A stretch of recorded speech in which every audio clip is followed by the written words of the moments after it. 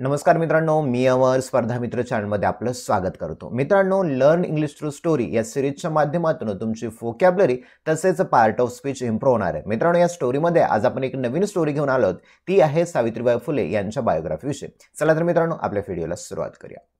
मित्रांनो बघा, Savitribai Phule was born in 1831 in Maharashtra, India. आता मित्रांनो बघा, सावित्रीबाई फुले वॉज बॉर्न म्हणजेच काय तर जन्म। तर सावित्रीबाई फुले यांचा जन्म 1831 मध्ये महाराष्ट्रामध्ये झाला। मित्रांनो बघा, कोणतंही वर्ष सांगायचं असेल तुम्हाला, तर वर्ष सांगत असताना त्याच्या समोर इन हे प्रिपोजिशन घ्यावं लागतं। एखादं स्थळ आहे, हे स्थळ सांगत असताना त्याच्या समोर सुद्धा इन प्रिपोजिशन घेतलंय, म्हणजे महाराष्ट्रामध्ये या उद्देशाने इनचा वापर झालेला आहे। बघा, सावित्रीबाई फुले यांचा जन्म 1831 मध्ये भारतातील महाराष्ट्र येथे झाला। She grew up in a time when girls weren't encouraged to go to school, but Savitribai was determined to learn. बघा, she grew up. मित्रांनो, ग्रो अप म्हणजेच वाढणे किंवा मोठं होणं। या ग्रो अपचा V2 झाला ग्रीव अप, म्हणजेच सब्जेक्ट झाला शी, ग्रू अप झाला V2, इतर पार्ट ऑब्जेक्टचा म्हणजे सिंपल पास्टची रचना झाली। बघा, शी ग्रू अप म्हणजे त्या मोठ्या झाल्या किंवा त्यांचं संगोपन झालं। इन अ टाइम म्हणजे अशा काळामध्ये त्या वाढल्या किंवा अशा काळामध्ये त्या मोठ्या झाल्या। फेन जेव्हा गर्ल्स मुलींना वरंट इनकरेज। मित्रांनो, वर नंतर इनकरेज हा फित्री वापरलाय, म्हणजे पॅसिव्ह व्हॉइसची रचना आहे। बघा, अशा काळामध्ये त्या मोठ्या झाल्या ज्या काळामध्ये मुलींना इनकरेज केलं जात नव्हतं। कशासाठी? टू गो टू स्कूल, शाळेमध्ये जाण्यासाठी मुलींना इनकरेज केलं जात नव्हतं। अशा काळामध्ये सावित्रीबाई फुले या वाढल्या किंवा त्यांचं संगोपन झालं। पुढे परंतु Savitribai was determined to learn, इथे सुद्धा पॅसिव्ह व्हॉइसची रचना। डिटरमाइंड म्हणजेच काय तर निर्धार करणे, एखाद्या गोष्टीवरती ठाम राहणे। मग तरी सुद्धा परंतु सावित्रीबाई फुले या लर्न करण्यावर, शिकण्यावर ठाम होत्या। त्यांनी शिकण्याचा निर्धार केलेला होता। With the support of her husband Jyotirao Phule, she became one of the first Indian women to receive an education. बघा, with the support of her husband, बघा, with म्हणजे च्या सोबत किंवा च्या मदतीने, सपोर्ट म्हणजेच पाठिंबा, ऑफ म्हणजे चाचीचे दर्शवण्यासाठी ऑफचा वापर करतात। हर हजबंड म्हणजे तिच्या पतीच्या मदतीने किंवा त्या तिच्या पतीच्या पाठिंब्याने। त्यांचं नाव होतं ज्योतिराव फुले। शी बिकेम, बिकम म्हणजे होणे, बिकमचं V2 झालं, बिकेम म्हणजेच झाली किंवा बनली। She became one of the first Indian woman to receive an education. Receive म्हणजे मिळणे, एज्युकेशन शिक्षण। मग अशा पद्धतीने शिक्षण मिळवणाऱ्या पहिल्या महिला त्या बनल्या। ओके, पुढे बघा आता, Savitribai understood the importance of education especially for girls who were often overlooked. Savitribai understood. मित्रांनो, अंडरस्टँड म्हणजे समजणे, अंडरस्टँडचा V2 झाला, अंडरस्टूड म्हणजे समजला। The importance of education, importance म्हणजे महत्व, ऑफचा अर्थ होतो चाचीचे, एज्युकेशन म्हणजे शिक्षण। म्हणजेच काय तर सावित्रीबाई फुले यांनी शिक्षणाचं महत्व समजून घेतलं। एस्पेशली, विशेषतः फॉर गर्ल्स, फॉर हे प्रिपोजिशन आहे, फॉरचा अर्थ साठी। ओके, मग मुलींसाठी विशेषतः जे शिक्षण आहे त्या शिक्षणाचं महत्व त्यांनी जाणलं। Okay, who were often overlook, हु हे रिलेटिव्ह प्रोनाउन वापरले दोन वाक्याला जोडण्यासाठी, जो की म्हणून हुचा वापर झाला। हुचा अर्थ येथे झालाय जो की। Okay, especially for the girls who, ज्या की, who were often overlook, often म्हणजेच अनेकदा, ओव्हरलुक म्हणजे दुर्लक्ष करणे। अशा मुली ज्यांच्याकडे अनेकदा दुर्लक्ष केलं जायचं, त्यांना शिकवलं जात नव्हतं, त्या मुलींकडे सावित्रीबाई फुलेंनी लक्ष दिलं। पुढे, she started teaching girls in her own home using whatever resources she had. बघा, शी स्टार्टेड टीचिंग म्हणजे त्यांनी शिक्षण सुरुवात केलं, कुणांसाठी? मुलींसाठी। In her own home, on home म्हणजेच स्वतःच्या, त्यांनी त्यांच्या स्वतःच्या घरामध्ये मुलींसाठी शिक्षण सुरू केलं। Using whatever resources she had. मित्रांनो, युझिंग वापरून, व्हॉटएव्हरचा अर्थ होतो जे काही, रिसोर्सेस म्हणजे साधन संपत्ती, शी हॅड भूतकाळामध्ये एखादी गोष्ट तुमच्या जवळ होती हे सांगण्यासाठी हॅडचा वापर करतात. सध्या एखादी गोष्ट तुमच्या जवळ आहे तर त्यासाठी हॅवचा अर्थ वापरतात. येथे भूतकाळ होता म्हणून हॅड वापरले, शी हॅड. म्हणजे त्यांच्या जवळ जे काही रिसोर्सेस, जे काही साधन संपत्ती होती किंवा जे काही साधनं होते त्यांचा वापर करून त्यांनी मुलींसाठी शिक्षण सुरू केलं. Despite facing criticism and opposition from society, she remained steadfast in her belief that everyone, regardless of gender or caste, deserved the chance to learn. बघा, despite म्हणजेच असं असूनही. ओके, फेसिंग म्हणजेच काय तर एखाद्या गोष्टीला धैर्याने तोंड देणं. मग त्यांनी कोणत्या गोष्टीला तोंड दिला तर क्रिटिसिझम म्हणजेच टीका करणं. क्रिटिसिझम म्हणजेच काय, टीका करणं, लोकांनी केलेली टीका. अपोजिशन फ्रॉम सोसायटी, फ्रॉम म्हणजेच पासून किंवा कडून, सोसायटी म्हणजे समाज, अपोजिशन म्हणजे विरोध. समाजाकडून झालेला विरोध आणि समाजाकडून झालेला क्रिटिसिझम, टीकांना तोंड देऊन सुद्धा. शी रिमेन्ड स्टेडफास्ट. मित्रांनो, रिमेन म्हणजेच राहणे, रिमेनचा विटू झाला रिमेन, राहिली. म्हणजे त्या राहिल्या. कशा राहिल्या? स्टेडफास्ट म्हणजे ठाम राहिल्या. आपण केलेल्या विचारावरती त्या स्टेडफास्ट राहिल्या म्हणजे ठाम राहिल्या. Okay, in her belief that, आणि त्यांचा बिलीफ होता, विश्वास होता. एव्हरीवन म्हणजे प्रत्येक जणांना. रिगार्डलेस म्हणजेच न जुमानता. Okay, of gender or caste.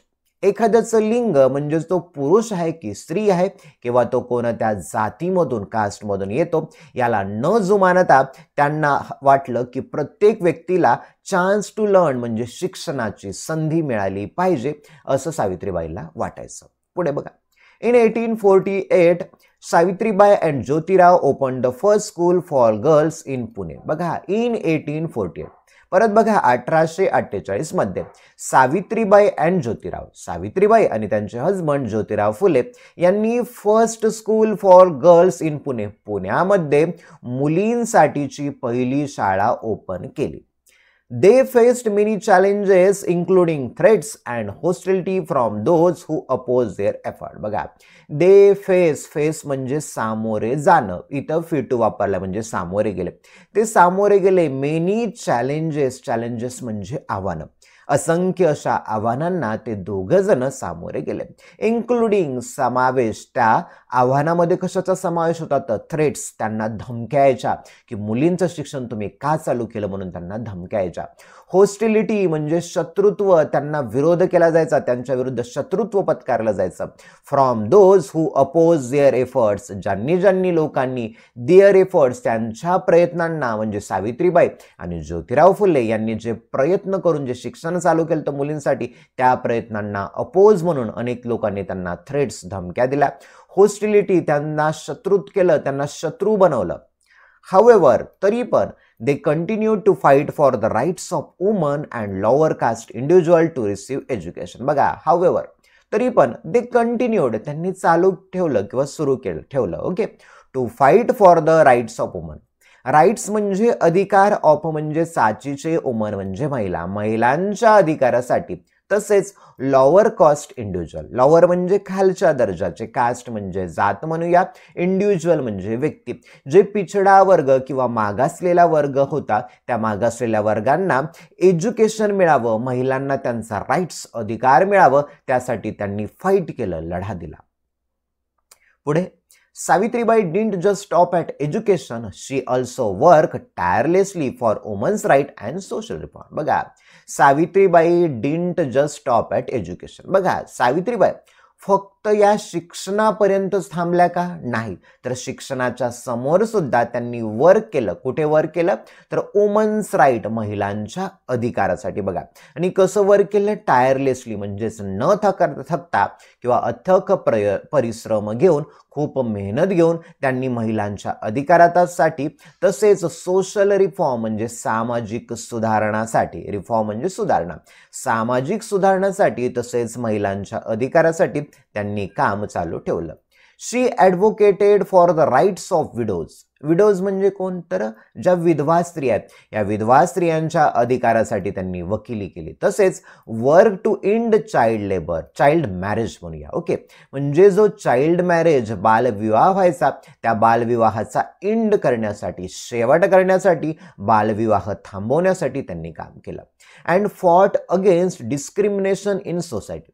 Fight म्हणजे लढणे, फाईटचा विडो झाला फॉट, लढल्या. अगेन्स्ट म्हणजे च्या विरुद्ध, अगेन्स्ट हे प्रिपोजिशन आहे. त्या सोसायटीमध्ये, समाजामध्ये असणारा जो डिस्क्रिमिनेशन आहे, जो भेदभाव आहे, त्या भेदभावाच्या विरुद्ध त्या लढल्या. पुढे बघा, Savitribai फुले's legacy lives on as a pioneer of women's education and social reform in India. आता सावित्रीबाई फुलेच, अपोस्ट्रोफी चा अर्थ होतो चाचीचे, म्हणजे सावित्रीबाई फुलेंची लिगसी, सावित्रीबाई फुलेंचा जो वारसा आहे कशावर आहे बघा, ॲज अ पायोनियर. पायोनियर म्हणजे उद्गाता किंवा प्रणेता. तर त्या एक प्रणेत्या होत्या कशाच्या, तर वुमन्स एज्युकेशन, महिलांच्या शिक्षणाच्या, तसेच सोशल रिफॉर्म इन इंडिया, म्हणजे सामाजिक, भारतामध्ये होणाऱ्या समाज सुधारणेच्या त्या प्रणेत्या होत्या. म्हणजेच काय, तर महिलांच्या एज्युकेशन त्यांनी सुरुवात केलं, जो उगम करतो त्याला पायोनियर असं म्हणतात. पुढे, हर करेज, त्यांचं धैर्य, आणि डिटर्मिनेशन म्हणजेच काय, तर त्यांच्या दृढ निश्चयता. Continue to inspire people around the world. Around the world, संपूर्ण जगामध्ये असणाऱ्या लोकांना त्यांनी इन्स्पायर केलं, प्रेरणा केली. कशासाठी प्रेरणा दिली, to stand up for justice and equality. Stand up, उभं राहिलं पाहिजे आपण, कशासाठी, तर जस्टिस, सर्व लोकांना न्याय मिळावा, तसेच इक्वॅलिटी, सर्वांना समानता मिळावी, यासाठी त्या उभ्या टाकल्या. She remains a shining example of how one person can making a significant impact on society even in the face of adversity. बघा, she remains a shining example. Remains, राहिल्या काय, शायनिंग एक्झाम्पल, एकदम चकाकत नेतृत्व म्हणून त्या, एक उदाहरण म्हणून त्या राहिल्या. हाऊ वन पर्सन म्हणजे कसा एखादा व्यक्ती, सिग्निफिकंट इम्पॅक्ट, एक महत्त्वपूर्ण बदल समाजामध्ये घडवू शकतो, यासाठी त्या एक चकाकदार किंवा एक सर्वात मोठं असं त्या एक्झाम्पल, मूर्तिमंत उदाहरण ठरल्या. In the face of adversity. Face of adversity, adversity म्हणजे प्रतिकूल किंवा वाईट परिस्थिती असून सुद्धा त्यांनी समाजासाठी खूप मोठं काम केलं. तर मित्रांनो, याच्यामध्ये महत्वाचे वर्ड बघा, ग्रो अप म्हणजे वाढणे, ग्रोअपचं विटू झालं ग्र्यू अप, आणि फित्री झाला ग्रोन अप. स्टोरीमध्ये तुम्हाला ग्र्यू अप होता म्हणजेच मोठी झाली. ओके, म्हणजे मोठं होणे किंवा एखाद्या गोष्टीचं सांगोपन करणे, या उद्देशाने ग्रो अप शब्द वापरतात. Encourage, encourage, encourage. इनकरेजचा अर्थ होतो एखाद्याला प्रोत्साहन देणं किंवा प्रेरणा देणं. स्टोरीमध्ये हा फिटू होता. डिटरमाइंड, डिटरमाइंड, डिटरमाइंड याचा अर्थ होतो एखाद्या गोष्टीचा निर्धार करणे. येथे फिटू वापरलाय म्हणजे निर्धार केला. ओके, तिन्ही रूप. सपोर्ट म्हणजे पाठिंबा देणे.